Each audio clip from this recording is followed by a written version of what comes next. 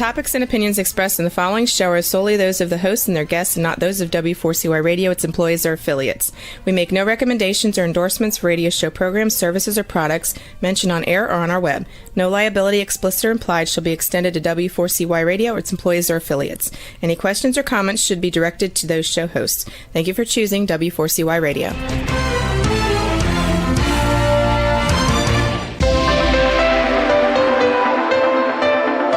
Churchill said, "Those who fail to learn from history are condemned to repeat it." Kevin Hallinan believes that certainly applies to business. Welcome to Winning Business Radio, here at W4CY Radio. That's W4CY.com. And now, your host, Kevin Hallinan.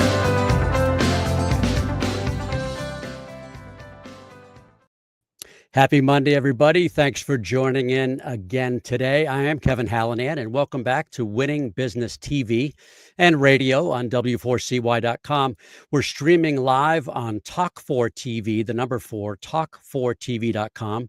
And of course, we're live on Facebook at Winning Business Radio, as well as we're available after the live show on many platforms, pretty much wherever you get your podcast content. That's YouTube, iHeartRadio, Spotify, Apple, et cetera, et cetera.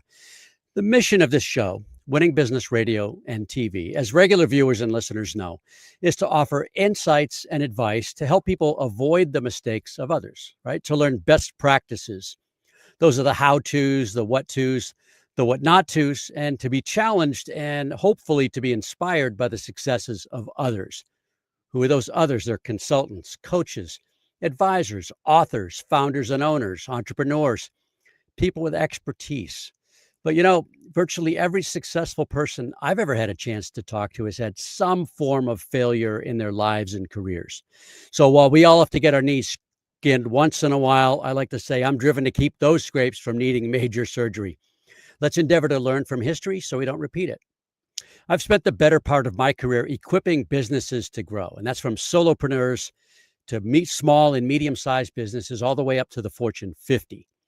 I've seen some of those companies win, a lot of them actually, and to varying degrees, I've seen some fail.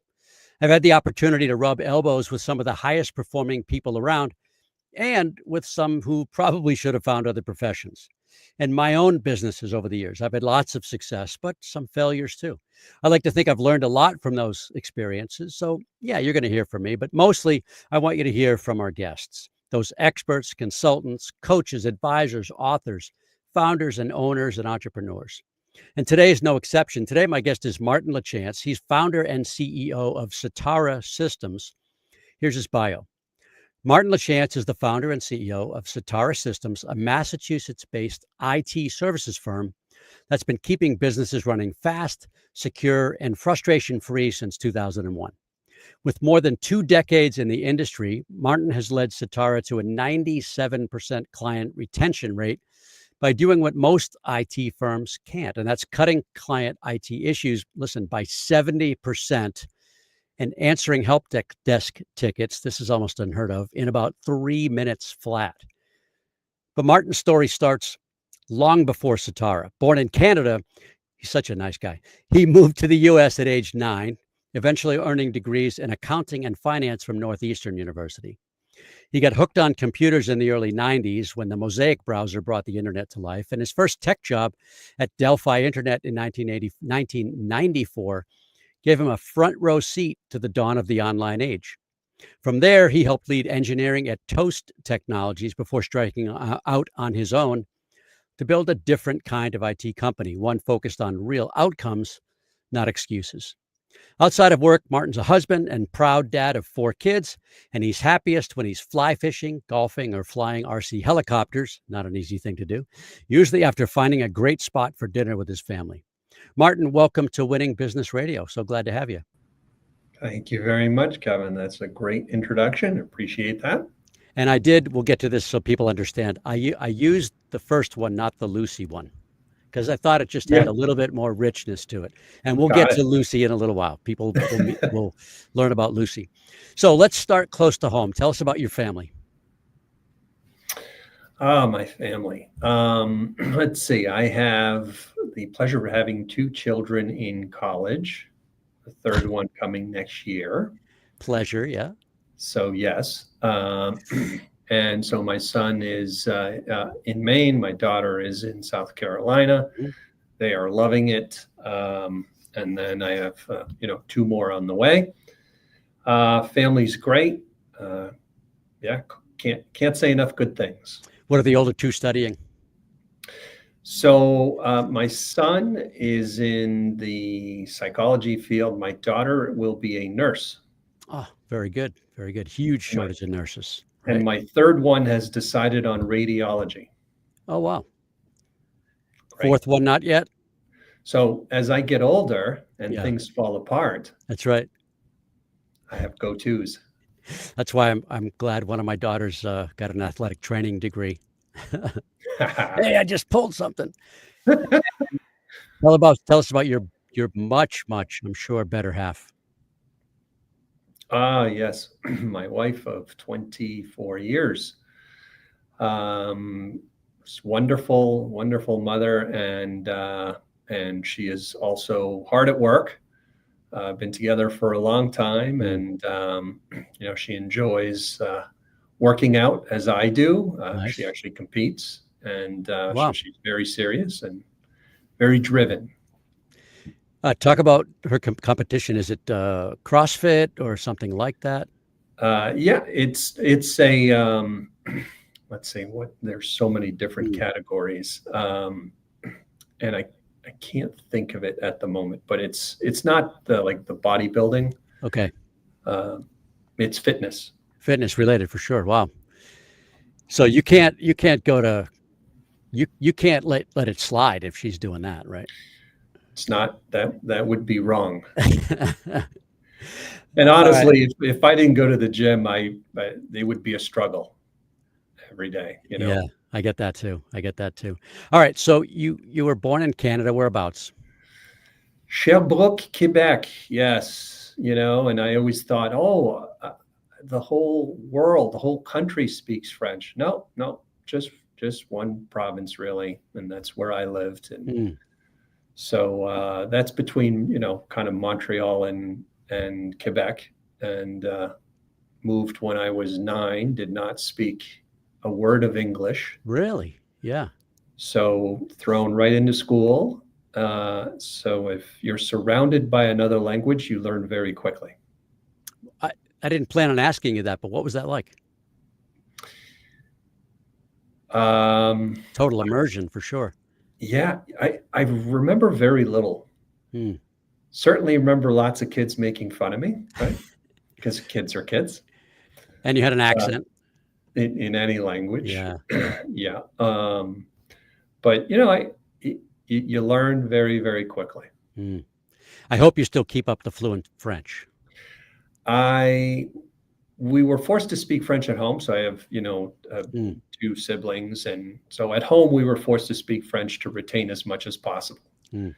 Now it's mostly like I have cousins in the area, et cetera, and my brother, and we speak, but it's more like Fringlish. It's like half and half kind of a thing. Yeah, that's funny. Um, you moved to where from Canada? And what was So behind that move? Family move, probably. yeah, so my father was a doctor, and socialized medicine, et cetera. Mm, He decided, oh, time to leave Canada, moved to Maine. So lived in Maine, mhm. in Lewiston, Maine, Oh, yeah. L.A., Maine, Lewiston, Auburn, right? For many many years until I moved to Boston to go to school at Northeastern. And that's the next one.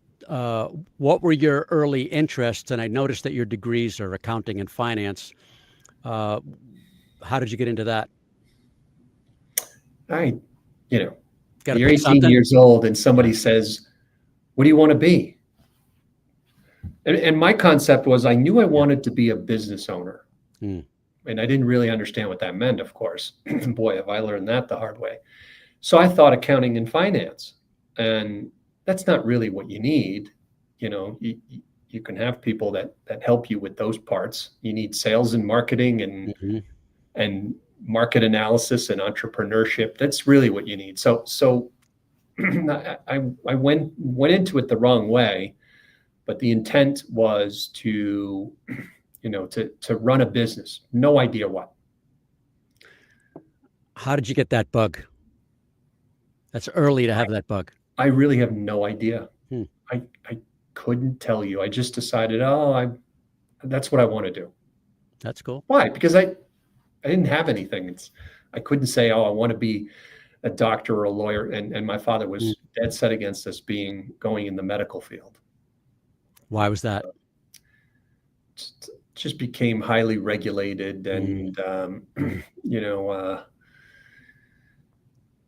I'm sure various reasons I didn't know about, but he certainly steered us clear of that.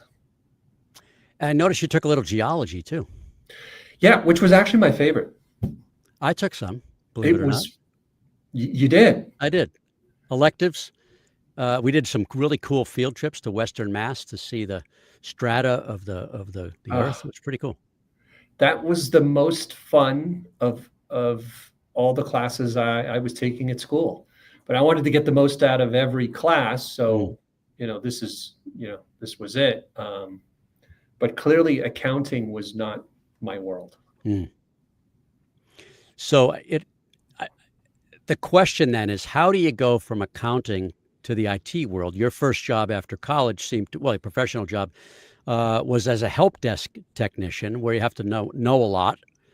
How did you get there from accounting and finance?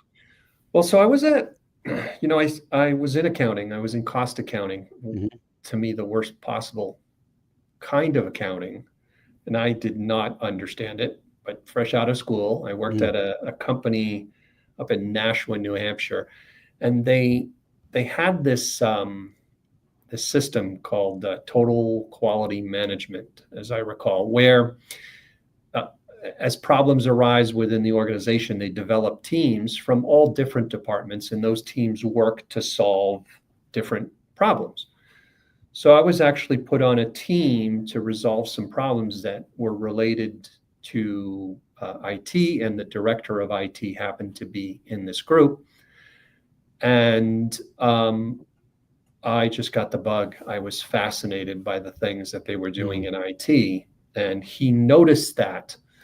And so he put me into other groups that involved some technology to it. And from there, I had some friends that a friend of mine had started working at Delphi Internet, and started the conversation and said, is there anything I could do there? And that's essentially how I was able to get in at the help desk level of IT. And so tell people about Delphi. It actually became pretty well known. Yeah, interesting. Delphi Internet, back when the browsers were starting in AOL and CompuServe,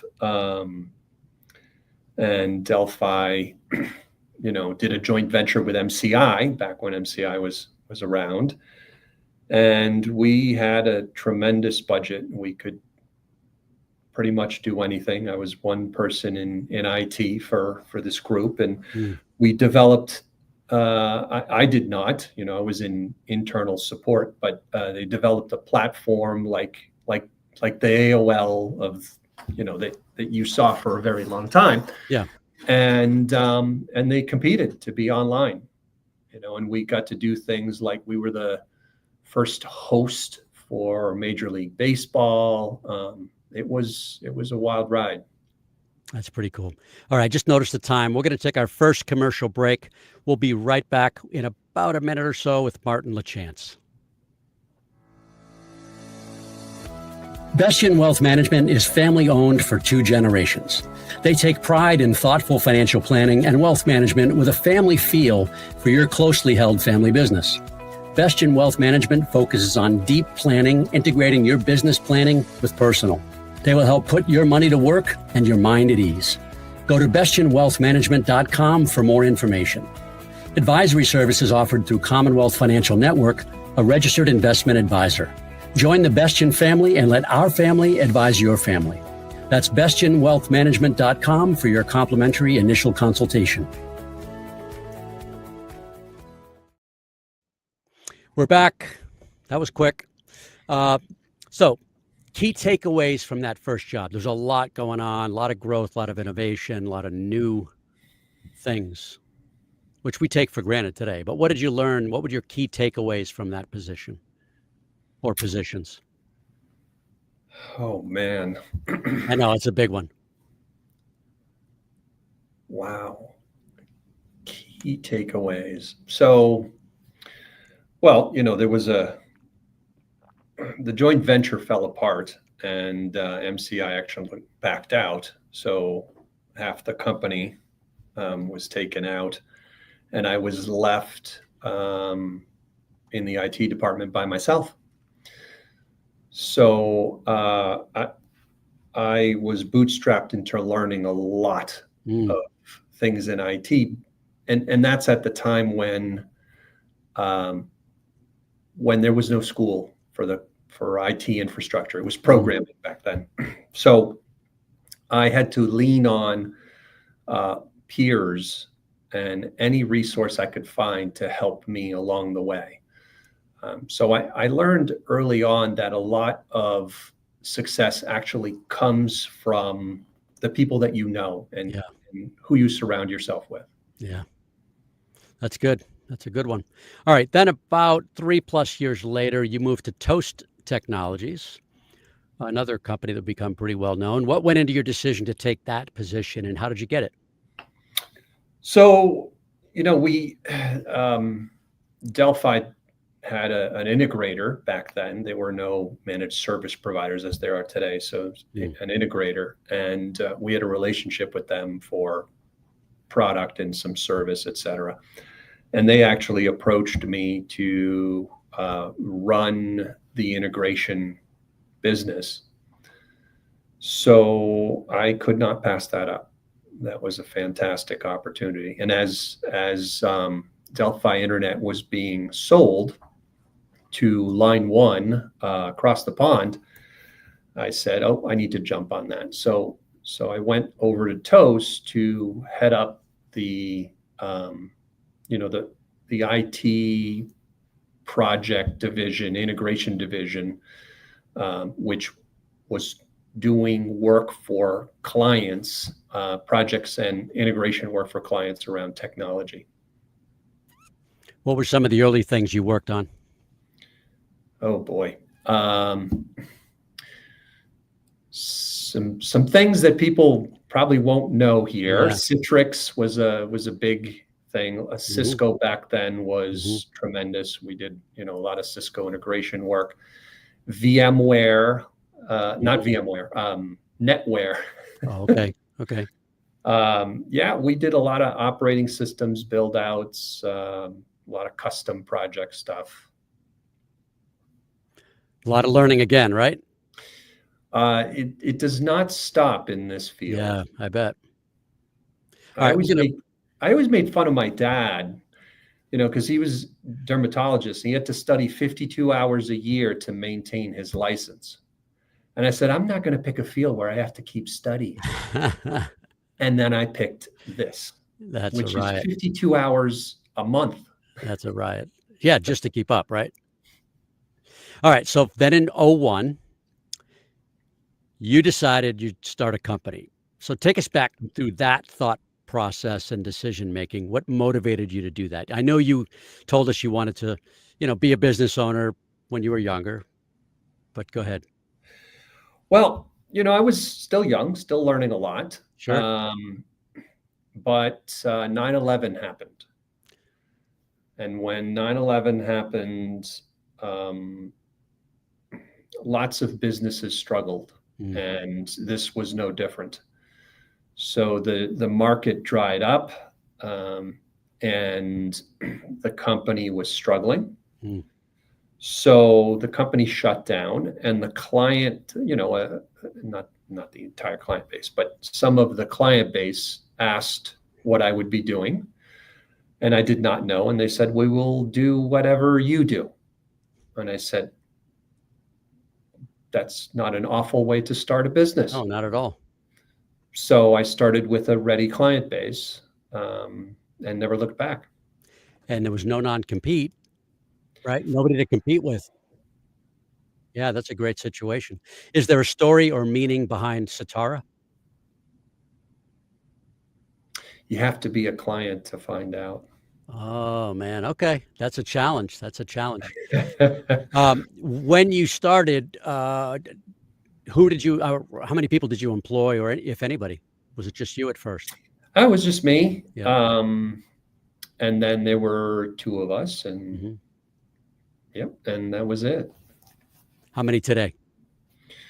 We are only 12 Yep. today, um, but we're adding about 5 to 7 a year now.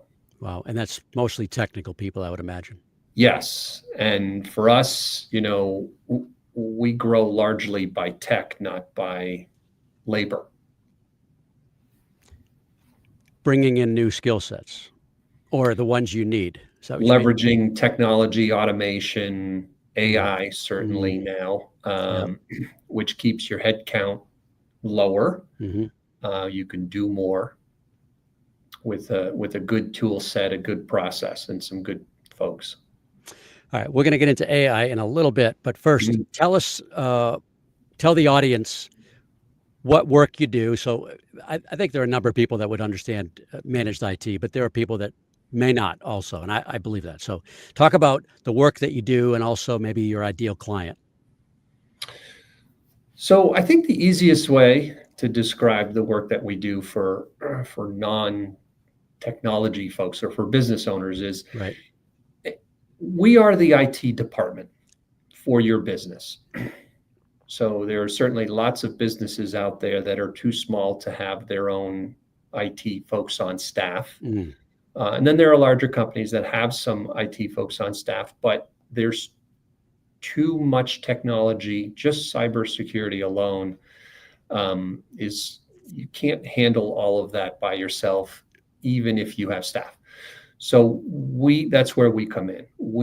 For small organizations, we are their IT department. So from the help desk tickets to architecture, planning, budgeting, the future, et cetera. So that's essentially about us. Our ideal client, we are in the 10 to 250 size users, headcount head count, yep. users. Yeah.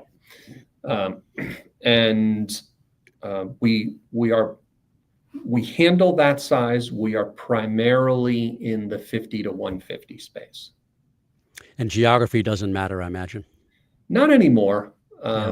It used to matter to folks, but since COVID, right, that's changed a lot. Mm, Not that it ever mattered. It hasn't mattered for a long time for our right. ability to deliver service if the technology is set up right. We have clients now that I've had clients overseas. We have clients now throughout the country.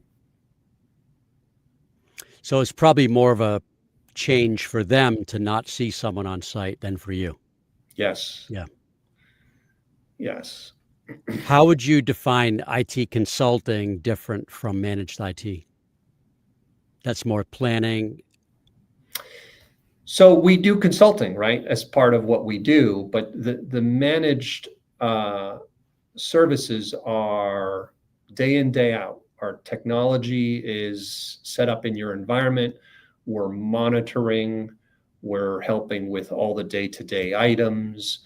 But then consulting would come in where you're thinking about acquiring a business, or you're thinking about expansion this, or hey, we'd like to take a look at doing this with the website to do this. That's XYZ. We're Mhm. looking at a new CRM, and anything like that where the consulting comes into play. What they might need for infrastructure, the time to get over to the new system, et cetera. Makes sense. Correct. Yeah. Uh, how about a few examples of clients, like a profile of a client, and I don't know if success story would be the right way to describe it, but maybe a couple of examples of clients in the work that you do. Profile of a client. Let's see. We have we have clients in different industries because everybody needs technology to some degree. Most companies that we run into.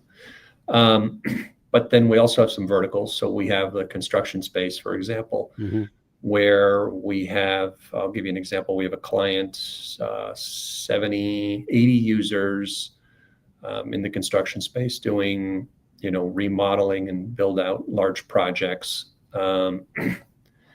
and a mix of Apple and PCs. What else could I? So they would do design, they would do art renderings or artwork. They do, yeah. And so yes, so we support all their line of, so we're the department, so we'll support anything that they have on the technology front, all the way to having, let's say, maybe mobile hotspots for projects, as they sit at a location for months and months and they need several people to be connected, et cetera. Good, strong internet. Yes. Yep. So we're used to that. Oh, which reminds me, you have voice over IP systems as well. Talk about that for the audience. Voice over IP, yes. So much fun. Pretty much everybody has that, right? Yeah. That's just a staple now in all businesses. And we do rollouts. We just had one. And largely now people have foregone headsets and handsets, and they want, to go soft on their computer, to a soft phone because they're mobile, because they have laptops ever since COVID. So, handling the call routing and the queues and the integrating with CRM and many other line of business applications. And we just had one that there's only one vendor that integrates with their software. No kidding. That is until you introduce AI. All right, that's actually a good transition. You know what? We have 2 minutes before the next commercial. Let's do this. Okay. I noticed you have a 20-year client, and yes, you were able to bring, you're known for bringing that response time down to an unbelievable 3-ish minutes and a 97% retention rate. That's massive. So this is maybe not a quick question, but how did you do those two things? I care. That's good. I'm a business owner, so yeah. I built the culture around just making sure we are over servicing our clients, essentially. Yeah. Very, very white glove kind of thing. And keep them happy. It's much easier to keep a client happy than to go find new ones. So let's do a fantastic job and make sure we take care of them. So we've have quite a few clients in the 20-year mark. And how did you get to a 3 minute? I said that twice. Response time. Yeah. So the way I set up the delivery organization allows me to overstaff. That overstaffing means that folks aren't waiting a long time, which is the number one thing that we hear from everybody is response time in terms of their dissatisfaction with IT. So I wanted to make sure we handled that. Yeah, I mean, this should be obvious, but I'll say it anyway. When a company's down, those are often billable hours that they'll never get back. Down, which is not as common, right? But the average, there's studies that show the average user spends 22 minutes a day, every day, working on a tech issue. And when you're a business owner and you're paying payroll and somebody is tied up with a tech issue, that gets expensive very quickly. You don't see the number. It's not like a line item invoice you get, but it's pretty easy math. Yeah. So handling those interruptions and removing the noise in the first place is really the measure of IT success. That's huge value right there. All right, let's take our second break, and we will be right back with Martin Lachance. Bastion Wealth Management is family-owned for 2 generations. They take pride in thoughtful financial planning and wealth management with a family feel for your closely held family business. Bastion Wealth Management focuses on deep planning, integrating your business planning with personal. They will help put your money to work and your mind at ease. Go to bastionwealthmanagement.com for more information. Advisory services offered through Commonwealth Financial Network, a registered investment advisor. Join the Bastion family and let our family advise your family. That's bastionwealthmanagement.com for your complimentary initial consultation. All right, we are back with Martin Lachance. All right, now let's talk AI. And I want you to, you don't have to use visuals, but just verbally, just introduce people to Lucy. Lucy. Yes. Aptly named after the movie Lucy. Mm-hmm. Lucy is just my personal AI, which, of course, if you've worked enough with AI, you can name your AI. Well, mine's Lucy. So Lucy knows all about me. I've prompted and coached Lucy to know my background and what I do and what have you, so that anything I talk to Lucy about is more relevant. So because we've had a little bit of this conversation prior, you use AI more than what I would say most, and in better and more clever ways, versus just, hey, let's load up ChatGPT and let's come up with a better email, or let's come up with a better tagline, and I do that, right? I think a lot of people do that. Proofread my work here or whatever. But you use AI all the time, regularly, and for actual reduction in time tasks and efficiency, et cetera. How does, I'll go ahead. I'll let you do that and then I'll follow it up.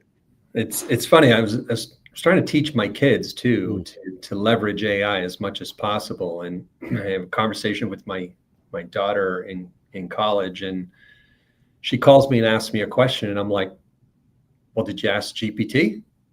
And she goes, well, I'm asking Dad GPT. Which is a compliment. I mean, right? It's great. Yeah. Right. But, I mean, you and I didn't grow up with the power that people have in their hands now, and add AI to that. That's crazy. So, we're in IT. So at this point now, we are working with our client base to leverage AI to help them do things that in the past was really not possible, generally cost prohibitive, tying different systems together, creating automation for workflows and things that was, would have been a major endeavor in the past is now fairly easily done. So there isn't a day that goes by that I see a use of AI that I am just blown away. We are really limited by our own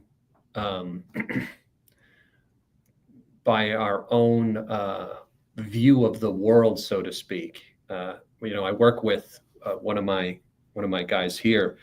We talked about this. We'll approach a problem, and we've learned to approach it differently and to ask AI how it would handle it instead of telling it what we want. It's a very different approach. Really opens up your mind. So I look every day online and I see how people are leveraging AI and the ideas that they come up with, and I'm blown away. Examples?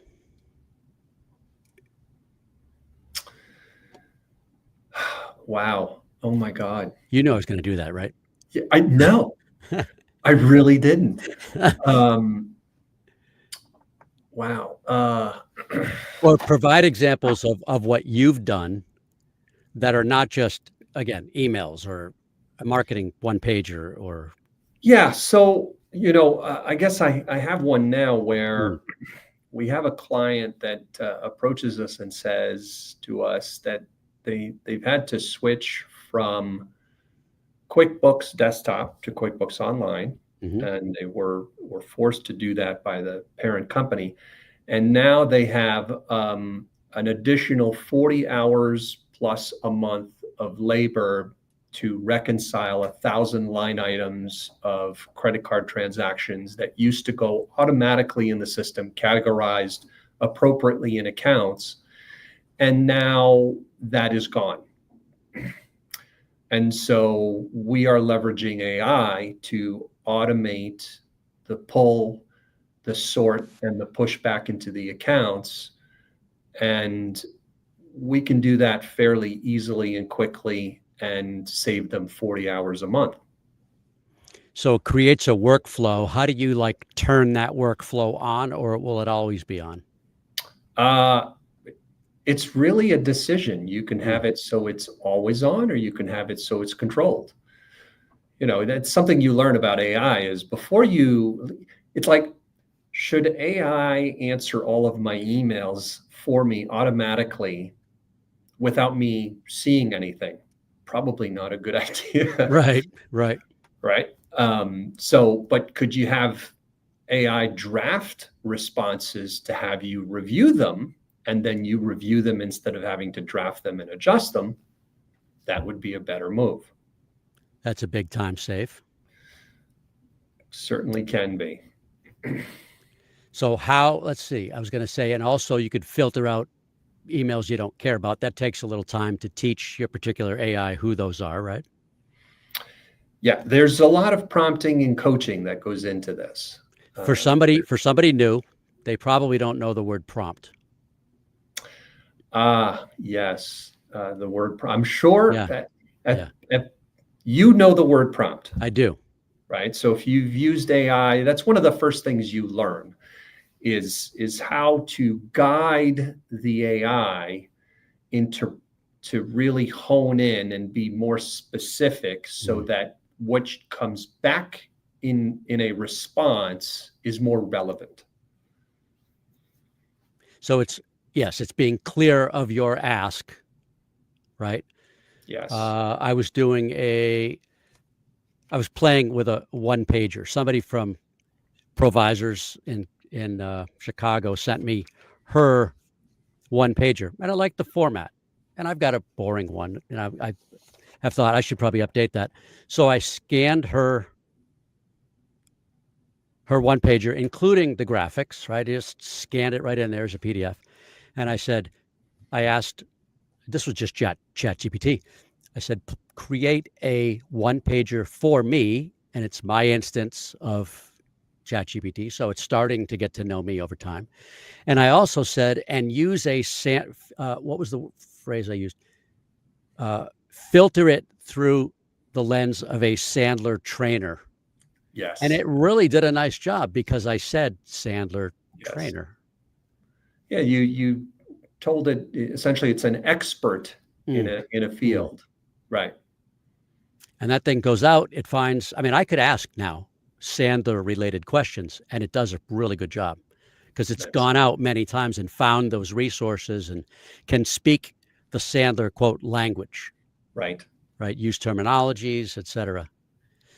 So, what's something that everybody should do like tomorrow using AI? Use it.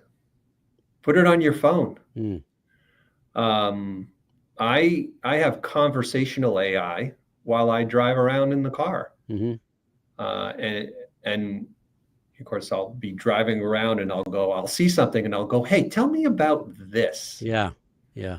And I learned a lot of things along the way, and it's just a conversation with Lucy. Geez, just another question there. Oh, everybody is using AI now, and they're in some cases not aware that they're using AI. Obviously, outbound calls from certain telemarketing firms, you can tell by the delay, and there's a beep. It's a weird tone. It's not like an answering machine tone, but it's like you can hear the bloop when it clicks over to somebody live. And I'm not opposed to it. I'm just saying, you know, they should fix that. Uh, You can, if when you call into tech support, anybody in customer service, right? Your bank, really anybody that people call. My doctor's office now, you can schedule an appointment over the phone. Yes. Yeah. And certainly bots when you go to get support. Right. I've used one the other day I forget what software I was on, but actually I was putting a survey together in SurveyMonkey. And I wanted to know this little funky little thing, and I asked, and there I got the answer. I could have found the answer, but it would have taken me probably half an hour. Instead, I asked the question in about 5 seconds. It says, go here, do this, do that.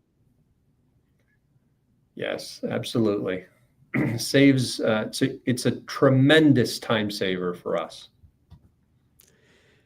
Are you starting to monetize that consulting? Yes. Yes. And so that's a reason why people may want to reach out to you. In addition, of course, if they're not happy, what are some of let's go back to IT managed services and that list of things. I want to read this, actually. I was going to do it and I forgot. So it's IT consulting, managed IT services. That's the broad category. Technical support on a particular tool or server or hardware, software. Help desk, you talked about that. Network support. Cybersecurity, I want to get back to that one for a minute. Email and spam protection, I think everybody knows what that is. Voice over IP, phone. Cloud services, I think most people know what that is now. Microsoft Office 365. Since starting using that a number of years ago, I can't imagine not having Microsoft Office 365. Server support, I'm going to ask you a couple questions there. Vendor management, that's, I think, underrated. Instead of them having to make those calls or get that research, you do it. Backup and recovery and data recovery. Get back to cybersecurity. What do people need to know that they may not? That's actually the question. Is so we have a third party that we work with, and one of the things that we do is we'll run a security test for a company. And it's not really us. We just, we're facilitator. So it's a third party test. Every single time I have run this test, it's eye-opening. And it's what you don't know. It's what most people don't know. And so we'll have people tell us, oh, well, we've never been hacked. Well, how do you know? How do you know someone hasn't already been in your environment? Maybe they didn't find anything. They just left the door there and they'll come back and check later. So the hold on. I'm just a small company. Nobody cares about me. Yeah, I love that. and that used to be true. It was security by obscurity, right? But everything's automated now. And now with AI, it's much worse. It's, script kiddies, as they're referred to, as folks that, are looking to make money, do things, ransomware, et cetera, malware, but they don't really know how to code. They don't have that knowledge base. But what they do now is they just leverage AI. So what used to be, sort of a really low level rudimentary kind of thing is now actually far more sophisticated and really damaging. So the obscurity component no longer. So I have a ladybug that just landed on me. So that obscurity thing, it doesn't matter anymore. Everyone is a target. Everything is automated. It's done by the millions. We have a few companies just in the last month that we received phone calls from, very small companies. They had already been hacked. Wow. And all it takes is, I know the answer to this. I think the weakest part of security is what? Of a company's security is what? Credentials, generally. The office joke from Michael Scott is the computer. What's your password? Incorrect. Oh, why? Because the computer said my email is incorrect. But it's people not being clever enough to use the same password for everything, right? It's people. I mean, in the end, right? Yeah. Yes, people clicking on things and that they're not supposed to. And there was an article, a company in the UK, 700 employees, 158 years in business. They just closed their doors because of one password. Wow. So, well, actually, the Louvre theft. Oh, that's a password. What was the password? Didn't they publish it? Louvre. I thought that's what it was going to be because they were laughing about it. Yeah. The password's Louvre. Unbelievable. Yeah, I didn't actually read it, but that's what somebody told me. I'm like, yeah.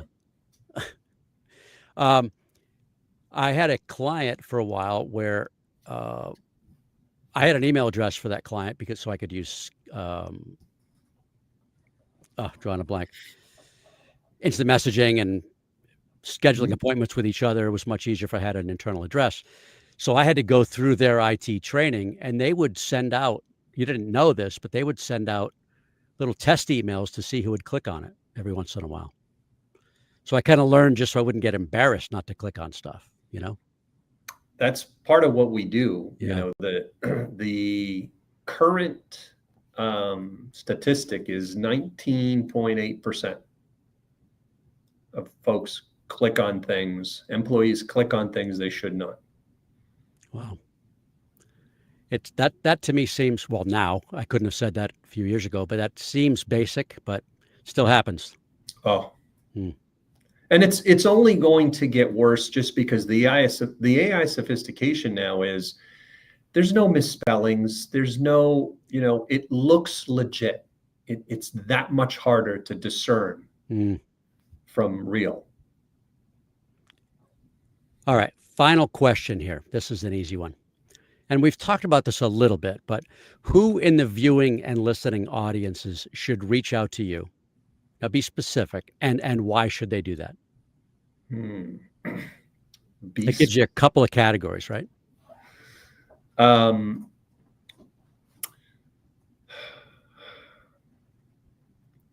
Who should? Yeah. Anybody that wants to know what they don't know. Which is generally around security and their security posture. If they care about their business and their reputation and not being hacked, and they want to know what they don't know, they should reach out. And then I would also say two other things. There's so many. Those folks that are unhappy with their level of support, their response time, which is the number one thing we hear still today. You should reach out. And then anybody who's looking to leverage AI in their business, great conversation to have. I'm going to add a word, demystify AI, and they want to figure out how it can work for them rather than just, let me just see what ChatGPT has to say. I'm on lunch break. All right. Well, this has been great. Hope it's been good for you too.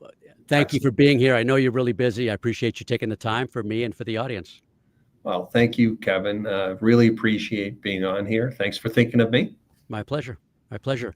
I will see you soon. And thanks everybody for watching and listening. This is a show about business and business challenges. If you've got concerns about IT, reach out to Martin. If you've got sales challenges, reach out to me.